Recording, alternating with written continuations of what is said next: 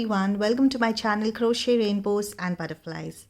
In this video we are going to learn how to work a single crochet. Now for that I'm going to first start with a slip knot. I'm sure you've seen my previous video in which I showed you how to work a slip knot and a chain. Now I'm going to chain 10. 1, 2, 3, 4, 5, 6, 7, 8, 9, 10. Now for this project I'm using chain 10. Now we need 10 stitches here. Now when you go to the next row, you always need one stitch as a turning stitch. We call that a turning stitch. Now if you don't have that, you would get one stitch less in your next row. So I'm going to again chain 1. So what we've done is we first started with 10 chains. We worked one extra chain for a turning chain. Now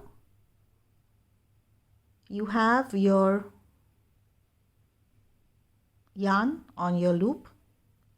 You don't count that as your stitch. You need to skip one right here, and in the next one, that's your 10th chain. Right into that you need to insert your hook, yarn over, pull up a loop. Now you have 2 loops on your hook. Yarn over, pull through, 2 loops. Now that will be your first single crochet. I'll show you this one more time. In your 10th chain, that's 1, 2, 3, 4, 5, 6, 7, 8, 9 and 10.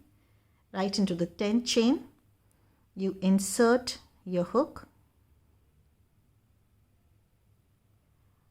You yarn over, pull up your loop through that stitch. Now you have 2 loops on your hook. Yarn over, and you need to pull that yarn through both the loops. Now this will be your first single crochet. Now we go to the next stitch in the next chain. Again, insert your hook in the next chain, yarn over, pull your loop through that chain. Now again you have 2 loops on your hook, yarn over, pull through, 2 loops. That's your second single crochet. Now you do that in the next one, in the next chain. Insert your hook into the chain, yarn over, pull through that stitch.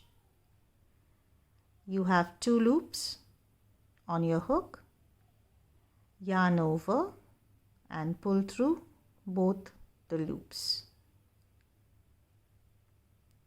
We'll work one more. Insert your hook into the next chain, yarn over, pull through.